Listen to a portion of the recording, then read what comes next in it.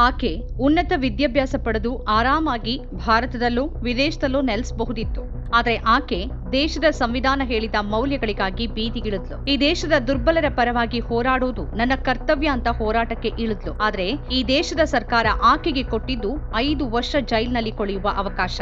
ಗುಲ್ಫಿಶಾ ಫಾತಿಮಾ ತಿಹಾರ್ ಜೈಲು ಸೇರಿ 5 ವರ್ಷಗಳು ಪೂರ್ಣವಾಗಿದೆ. 2025 ಏಪ್ರಿಲ್ 9ರಂದು ಅವರು ಬಂಧನದಲ್ಲಿ ಅರ್ಧ ದಶಕ ಪೂರೈಸಿದ್ರು. ಅವರನ್ನ ಬಂಧಿಸಿದಾಗ ಅವರ ವಯಸ್ಸು ಕೇವಲ 26. ಉನ್ನತ ಶಿಕ್ಷಣ ಪಡೆದು ತಮ್ಮ ಕನಸುಗಳನ್ನ ನನಸಾಗಿಸುವ ವಯಸ್ಸದು. ಪ್ರಜಾಸತ್ತಾತ್ಮಕ ತತ್ವಗಳ ಮೇಲೆ ನಂಬಿಕೆ ಇಟ್ಟಿದ್ದ ಯುವತಿ ಗುಲ್ಫಿಶಾ. ಸಂವಿಧಾನ ಖಾತ್ರಿಪಡಿಸುವ ಹಕ್ಕುಗಳ ಮೇಲೆ ಅವರಿಗೆ ದೃಢವಾದ ನಂಬಿಕೆ ಇತ್ತು. ಇಂದು ಗುಲ್ಫಿಶಾ ಅವರ ವಯಸ್ಸು 31. ತಮ್ಮ ಯೌವನದ ಅಮೂಲ್ಯ 5 ವರ್ಷಗಳ ಸಮಯವನ್ನ ನ್ಯಾಯವಿಲ್ಲದೆ, ವಿಚಾರಣೆ ಇಲ್ಲದೆ, ಸರ್ಕಾರದ ದಮನಕಾರಿ ಕ್ರಮಗಳಿಂದ ಗುಲ್ಫಿಶಾ ಕಳೆದುಕೊಂಡಿದ್ದಾರೆ. ಜೈಲಿನಲ್ಲಿ ಕಳೆದ ವರ್ಷಗಳನ್ನ ಗುಲ್ಫಿಶಾ ತಮ್ಮ ಉನ್ನತ ಶಿಕ್ಷಣಕ್ಕೆ, ಜೀವನ ಕಟ್ಕೊಳ್ಳೋಕೆ, ಕುಟುಂಬದೊಂದಿಗಿನ ಹೊಣೆಗಾರಿಕೆಗಳನ್ನ ನಿಭಾಯಿಸಲು ಅಥವಾ ಸ್ವತಂತ್ರವಾಗಿ ಬದುಕೋಕೆ ಬಳಸಬಹುದಾಗಿತ್ತು. ಆದರೆ ಈ ವರ್ಷಗಳನ್ನ ಸರ್ಕಾರ ಅವರಿಂದ ಕಸಿದುಕೊಳ್ತು. ಆಕೆಯ ವಿರುದ್ಧ ನಂಬಬಲ್ಲಂತಹ ಒಂದೇ ಒಂದು ಪುರಾವೆ ಇಲ್ಲದೆ 5 ವರ್ಷಗಳು ಕಳೆದಿವೆ. ಆದರೆ ಆಕೆ ಇನ್ನೂ ಜೈಲಿನಲ್ಲೇ ಇದ್ದಾರೆ. ನಿಜವಾದ ಅರ್ಥದಲ್ಲಿ ನ್ಯಾಯಾಲಯದಲ್ಲಿ ವಿಚಾರಣೆನೇ ನಡೆದಿಲ್ಲ. ಆಕೆಯ ವಿರುದ್ಧ ಇರೋದು ಕೇವಲ ಗುಪ್ತ ಸಾಕ್ಷಿಗಳ ಹೇಳಿಕೆಗಳು, ಸ್ಪಷ್ಟವಿಲ್ಲದ ಆರೋಪಗಳು ಹಾಗೂ ಅನಿರ್ದಿಷ್ಟ ಕಾಲದವರೆಗೆ ಬಂಧಿಸಬಹುದಾದ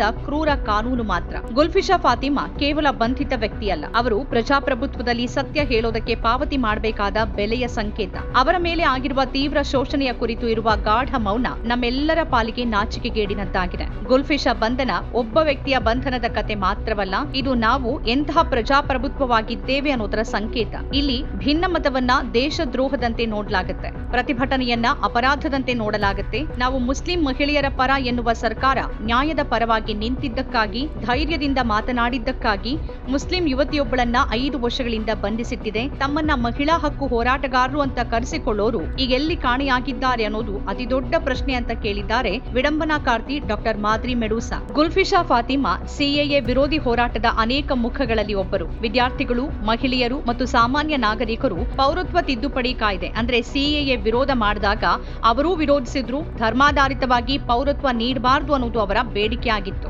ಅವರು ಸಿಎಎ ವಿರೋಧಿ ಹೋರಾಟದ ವೇಳೆ ಬೀದಿಗಳಲ್ಲಿ ನಿಂತಾಗ ಅವರು ಕೇವಲ ತಮ್ಮ ಧರ್ಮಕ್ಕಾಗಿ ಅಲ್ಲ, ಎಲ್ಲರ ಪರವಾಗಿ ನಿಂತಿದ್ರು. ಈ ದೇಶದ ಸಂವಿಧಾನದ ಪರವಾಗಿ ನಿಂತಿದ್ರು. ಹಿಂದೂ, ಮುಸ್ಲಿಂ, ದಲಿತ, ಆದಿವಾಸಿ, ಪುರುಷ, ಮಹಿಳೆ ಎಲ್ಲರ ಪರವಾಗಿ ನಿಂತಿದ್ರು. ವಿಭಜನೆಯ ಕಾನೂನುಗಳ ಅಪಾಯ ಎಲ್ರಿಗೂ ಇದೆ ಅನ್ನೋ ವಾದ ಅವರದ್ದಾಗಿತ್ತು. ಅದಕ್ಕಾಗಿ ಎಲ್ಲರ ಪರವಾಗಿ ಅವರು ನಿಂತಿದ್ರು. ಅವರು ಶಾಂತಿಯುತ ಪ್ರತಿಭಟನೆಗಳಲ್ಲಿ ಪಾಲ್ಗೊಂಡು ಜನರನ್ನ ಜಾಗೃತಿಗೊಳಿಸಿದ್ರು, ಭಾಷಣ ಮಾಡ್ತಿದ್ರು, ಧೈರ್ಯದಿಂದ ಸತ್ಯ ಹೇಳ್ತಿದ್ರು. ಕೇವಲ ಇಷ್ಟಕ್ಕೆ ಅವರನ್ನ ಶಿಕ್ಷಿಸಲಾಗಿದೆ. ಜಾಮೀನಿಲ್ಲದೆ, ನ್ಯಾಯವಿಲ್ಲದೆ ವರ್ಷಗಳ ಕಾಲ ಬಂಧನದಲ್ಲಿಡಬಹುದಾದ ಯುಎಪಿಎ ಕಾಯ್ದೆ ಅಡಿಯಲ್ಲಿ ಗುಲ್ಫಿಶಾ ಅವರನ್ನ ಬಂಧಿಸಿಡಲಾಗಿದೆ. ಈ ಕಾನೂನಿನಡಿಯಲ್ಲಿ ವಿಚಾರಣೆಯೇ ದೊಡ್ಡ ಶಿಕ್ಷೆಯಾಗಿ ಮಾರ್ಪಟ್ಟಿದೆ. 2020ರ ಈಶಾನ್ಯ ದೆಹಲಿ ಗಲಭೆ ಹೆಸರಲ್ಲಿ ಗುಲ್ಫಿಶಾ ಜೈಲಿನಲ್ಲಿದ್ದಾರೆ. ಕ್ಯಾಮೆರಾ ಮುಂದೆ ಪೊಲೀಸರ ಪಕ್ಕದಲ್ಲಿ ನಿಂತು ದ್ವೇಷ ಭಾಷಣ ಮಾಡಿದವರು, ನೇರವಾಗಿ ಹಿಂಸೆಗೆ ಕರೆ ಕೊಟ್ಟವರು ಇವತ್ತು ದೆಹಲಿಯ ಕಾನೂನು ಮಂತ್ರಿ. ಹತ್ಯಾಕಾಂಡದಲ್ಲಿ ಭಾಗವಹಿಸಿದವರು ರಾಜಾರೋಷವಾಗಿ ಓಡಾಡಿಕೊಂಡಿರುವ ದಿಲ್ಲಿಯಲ್ಲಿ ಗುಲ್ಫಿಶಾ ಫಾತಿಮಾ, ಉಮರ್ ಖಾಲಿದ್ರಂತಹ ಪ್ರಜಾಪ್ರಭುತ್ವವಾದಿ,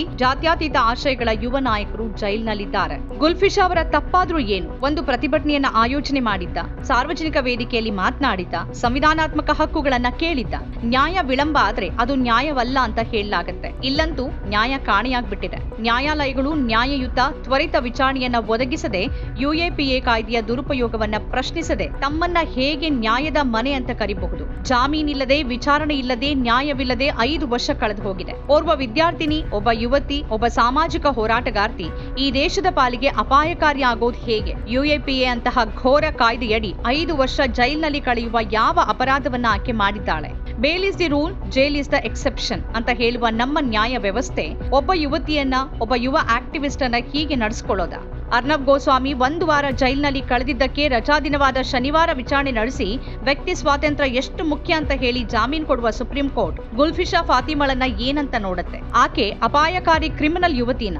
ಇನ್ನಾದ್ರೂ ನಮ್ಮ ನ್ಯಾಯ ವ್ಯವಸ್ಥೆ ಎಚ್ಚೆತ್ತುಕೊಳ್ಳುತ್ತಾ? ಗುಲ್ಫಿಶಾ ಫಾತಿಮಾರನ್ನ ನಾವು ಮರಿಬಾರದು. ಈ ದೇಶಕ್ಕಾಗಿ, ಇಲ್ಲಿನ ಪ್ರತಿಯೊಬ್ಬ ದುರ್ಬಲ ಸ್ತ್ರೀ ಪುರುಷನಿಗಾಗಿ, ಪ್ರತಿಯೊಬ್ಬ ದಲಿತ ದಮನಿತನಿಗಾಗಿ ಆಕೆ ತನ್ನ ಜೀವನವನ್ನೇ ಪಣಕ್ಕಿಟ್ಟು ಬೀದಿಗಿಳಿದ್ಲು. ಅದರ ಪರಿಣಾಮವಾಗಿ ಆಕೆ ಇವತ್ತು ಜೈಲಿನಲ್ಲಿ ಕೊಳಿತಿದ್ದಾಳೆ. ಇದು ಕೊಳೆತು ಹೋಗಿರುವ ನಮ್ಮ ವ್ಯವಸ್ಥೆಯ ಪ್ರತೀಕವಾಗಿದೆ. ವಫ್ ಬಿಲ್ ಪಾಸ್ ಆಗಿದ್ದಕ್ಕೆ ಮುಸ್ಲಿಂ ಮಹಿಳೆಯರು ಸಂಭ್ರಮ ಪಡ್ತಿದ್ದಾರೆ ಅಂತ ಒಂದಿಬ್ಬರನ್ನ ತಂದು ನಿಲ್ಲಿಸುವ ಬಿಜೆಪಿ ಇವತ್ತು ಗುಲ್ಫಿಶಾ ಎಂಬ ಯುವತಿ ಯಾಕೆ ಹೀಗೆ ಅನ್ಯಾಯವಾಗಿ ಜೈಲಿನಲ್ಲಿ 5 ವರ್ಷ ಕಳಿಬೇಕಾಗಿದೆ ಅಂತ ಈ ದೇಶಕ್ಕೆ ಹೇಳಬೇಕು. ನಮ್ ದೇಶದಲ್ಲಿ, ನಮ್ ಸರ್ಕಾರದಲ್ಲಿ ಧರ್ಮದ ಆಧಾರದಲ್ಲಿ ತಾರತಮ್ಯ ಅನ್ನೋದೇ ಇಲ್ಲ ಅಂತ ಅಮೆರಿಕದಲ್ಲಿ ಭಾಷಣ ಮಾಡುವ ಮೋದಿಜಿ ಗುಲ್ಫಿಶಾ ಫಾತಿಮಾ ಮಾಡಿರುವ ತಪ್ಪೇನು, ಆಕೆಗೆ ಯಾಕೆ 5 ವರ್ಷಗಳಿಂದ ಜಾಮೀನು ಸಿಕ್ಕಿಲ್ಲ ಅಂತ ಕೇಳಬೇಕಾಗಿದೆ. ಗುಲ್ಫಿಶಾ ಜೈಲಿನಲ್ಲಿ ಕಳೆದಿರುವ ಪ್ರತಿಯೊಂದು ನಿಮಿಷನೂ ನಮ್ಮ ಪ್ರಜಾಪ್ರಭುತ್ವಕ್ಕಾಗ್ತಿರುವ ನಷ್ಟವಾಗಿದೆ. ನಮ್ಮ ಸಂವಿಧಾನದ ಪ್ರತಿಯೊಂದು ಶ್ರೇಷ್ಠ ಮೌಲ್ಯಕ್ಕಾಗ್ತಿರುವ ದೊಡ್ಡ ನಷ್ಟವಾಗಿದೆ. ನಮ್ಮ ಕಾರ್ಯಕ್ರಮಗಳನ್ನ ನೀವು ನೋಡ್ತಾ ಇದ್ರೆ ನಮ್ಮ ಚಾನೆಲ್ ಅನ್ನ ಸಬ್ಸ್ಕ್ರೈಬ್ ಮಾಡಿ, ಪಕ್ಕದ ಬೆಲ್ ಐಕಾನ್ ಒತ್ತಿ ನಮ್ಮನ್ನ ಬೆಂಬಲಿಸಿ. ಹಾಗೆ ನಮ್ಮ ಕಾರ್ಯಕ್ರಮಗಳನ್ನ ಲೈಕ್ ಮಾಡಿ, ಕಮೆಂಟ್ ಮಾಡಿ, ಅದನ್ನ ಬೇರೆಯವರಿಗೂ ವಾಟ್ಸ್ಆಪ್ ಮೂಲಕ ಶೇರ್ ಮಾಡಿ. ನೀವು ಹೀಗೆ ಮಾಡಿದಾಗ ನಮ್ಮ ಚಾನೆಲ್ ಮತ್ತಷ್ಟು ಜನರಿಗೆ ತಲುಪಲು ನೀವು ನಮ್ಮೊಂದಿಗೆ ಸಹಕರಿಸಿದ ಹಾಗಾಗುತ್ತೆ. ಇದು ನೀವು ಯಾವುದೇ ಖರ್ಚಿಲ್ಲದೆ ಕೆಲವೇ ಸೆಕೆಂಡುಗಳಲ್ಲಿ ನೀಡಬಹುದಾದ ಸಹಕಾರ. ಧನ್ಯವಾದಗಳು.